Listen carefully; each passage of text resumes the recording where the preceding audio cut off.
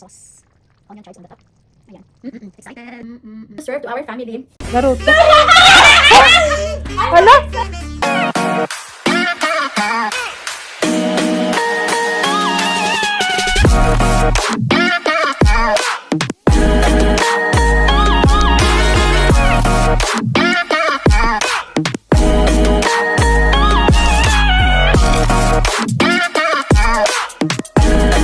Hello everyone! Welcome to my lovely kitchen. It's me, Lovely Shella. So today guys is magluluto tayo ng kakaibang lutuin na naman. Hindi. So I keep watching this to the YouTube videos. So parang sabi ko, ay nako, it's so very interesting. This is the first time that I'm going to cook this kind of recipe that I keep watching. So parang interested ako.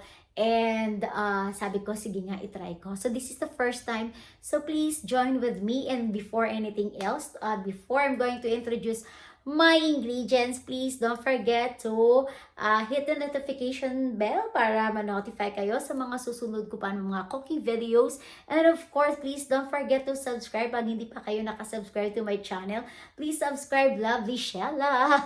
Marami kayong matutunan ng mga cooking videos. So anyway guys, hindi tayo magtatagal. So, ipakita ko na sa inyo or introduce ko na yung mga ingredients na ating gagamitin sa ating stroganoff. Tara, samahan nyo ako and I will show it to you guys to all the ingredients that we're going to use to our beef stroganoff.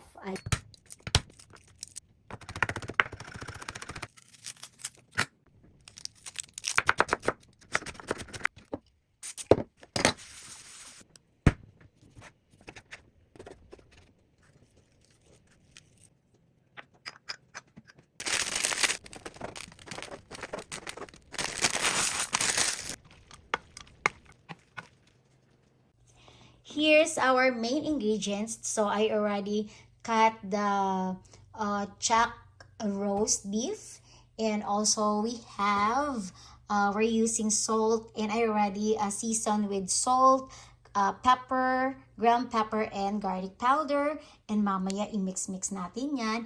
And I still have salt here, and I have extra aroma of oregano. And meron tayong, we're going to use a cornstarch and chop of garlic, chop of onions, and slice of mushroom. And of course, we're going to use a sour cream. And also, we're going to use a ground mustard. And we have a beef broth and red wine. And also, I'm going to use olive oil. That's olive oil. And onion chives for our garnishing. And also, I'm going to use butter. And then, this is the ribbon noodles. Madali lang siyang what they call this, ilutuin. Mga 10 minutes luto na siya. So, hindi siya ganun kahirap i-boiled. And then, I have also a bread. So, mamaya ito toast natin yan. Put olive oil to our pan and then to fry this.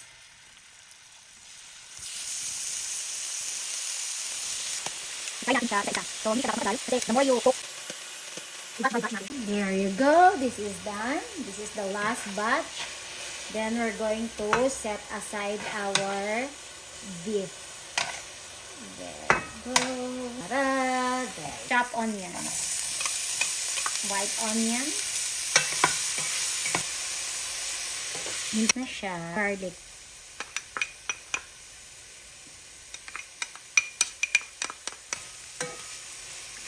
To add our mushroom. Nahugasan ko na to guys ng ating mushroom. Mag-mix tayo ng ating beef broth. Eto. I think gagamit ako ng mga 1 cup of beef broth. So, maglagay tayo mga a teaspoon. Teaspoon ba yan? Ayan. Teaspoon of cornstarch. I-dissolve natin siya sa beef broth. Ayan. I think parang kulang siya. Magting mushroom. Ating beef. Ayan.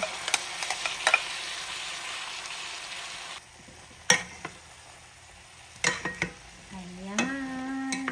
Lumalakad ang ating pan. Lagay tayo ng konting salt kasi may salt na yung ating beef. And then yung beef broth natin meron na ring lasa. Konti lang. And then we're going to pinch of oregano for aroma. Ayan. Parang ilagay ko na lahat to. Lagay ko na lang lahat. Ayan. And then, eto yon ang ating ground mustard.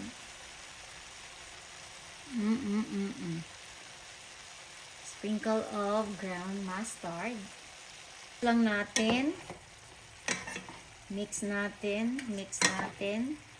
Ay, naku. Tingnan nyo ang ating mushroom.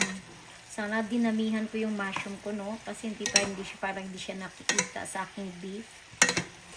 Kung luto na siya, saka natin lagyan ng wine. Ayan, oh.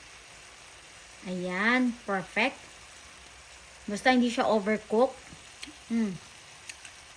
Taste good. Wala pang sauce, pero sarap na.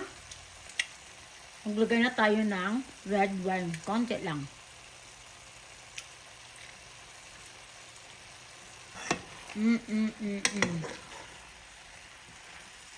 Ayun. So, nakalagay na tayo ng red wine. So, ilagay natin yung ating broth na may cornstarch. Pag kulang yung cornstarch, pag hindi siya malapot, dagdagan lang natin mamaya. Ayan. And, ayan na siya. Then, maglagay tayo ng sour cream.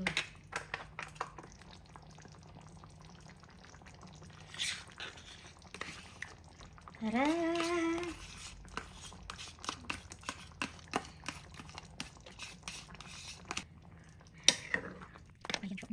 Ayan. Wala natin yung sauce.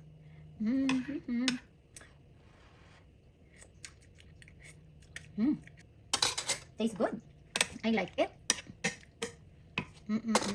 Try to taste guys. Ooh. And we're going to add our sauce.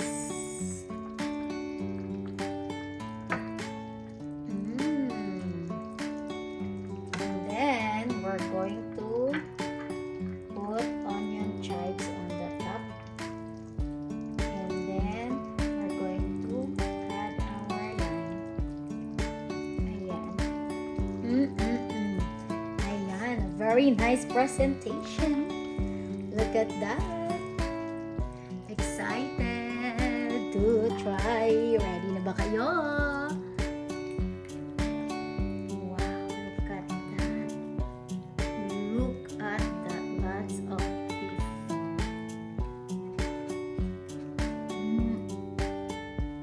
Onion chives on the garnish. There you go. Iwakusan natin ito. So, di na kayo pwede mag-rice kasi meron na kayong noodles. Yan, it's time to taste. Try na natin guys, ating stroganoff. Of course, maglagay tayo ng lime. Ayan. Ay! Naku na lang. Try natin. Mushroom and asan yung beef ko? Sa lemon. Time to taste this guys.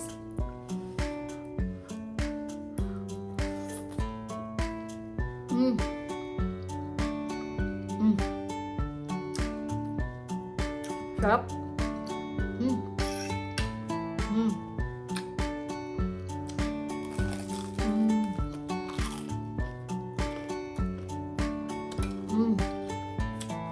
Mas bianin, sarap siya.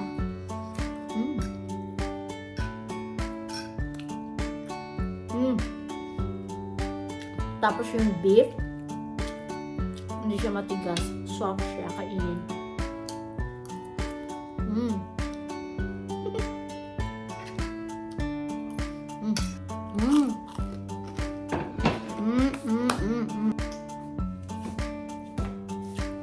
ready to serve to our family.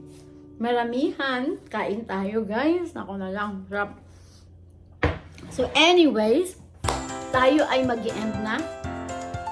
Hopefully, nagustuhan nyo the way I cook stroganoff. Sarap. Please try nyo beef stroganoff. Sarap niya. Lagyan ng lime yung kanyang taas o yung toppings niya. Sarap siya. So anyway guys, nako, please don't forget to subscribe if you did not subscribe yet again and again. And again, thank you for supporting to my cooking videos and to my other vlogs. And please share and try nyo guys sa inyong family for some special occasion. And then, there you go guys. Thank you very much and have a blessed day. Bye! Kainan na tayo. Excited na ako. Bye guys! Thank you!